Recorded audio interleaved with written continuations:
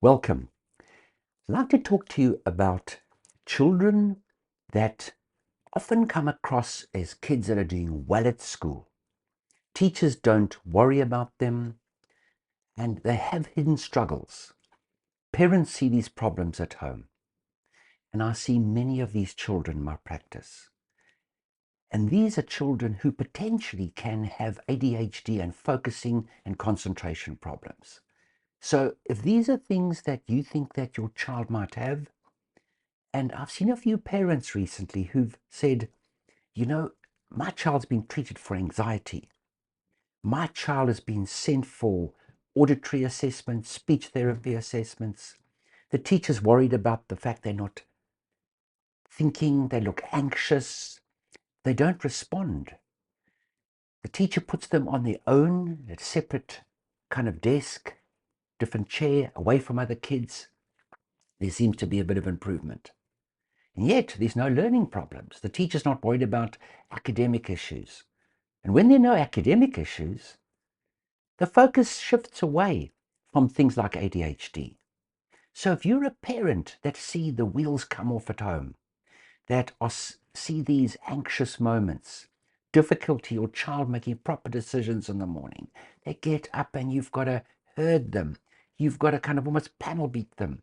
You've got to micromanage them in the morning. They get up, they want to watch TV, they're doing other things. You pulling your hair out. You raise your voice. You've got to give instructions all the time. You eventually kind of lose it. They get upset, you get upset, and it starts the day off a nightmare. These are things that can really present in a way that is not necessarily understood by teachers, doctors. Parents often think, well, I've got to do so much more for my child in the morning. I've got to wake them up. They then want to go and watch TV.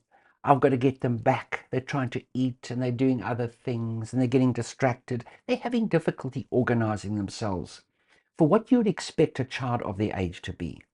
And often girls don't present with these behavior problems. They're not hyperactive. They're not crazy impulsive. They're dreamers. They're thinking about this. They're thinking about this. They're putting on one shoe, one sock, difficulty getting themselves organized. And you as a parent having to do so many more things. And these are problems that I see in my practice. And these are the hidden complexities of diagnosing a child with ADHD. So, what I'd like to get a little bit of a closer look at diagnosing ADHD. It isn't as straightforward, especially in children who excel academically and show no signs of struggle at school. Imagine a child who seems to thrive in the structured environment in school. They're in the right class. They've got the right teacher. The right teacher makes a big difference. They strive to do their best. But when the school day ends, they return home and it's as if the wheels come off.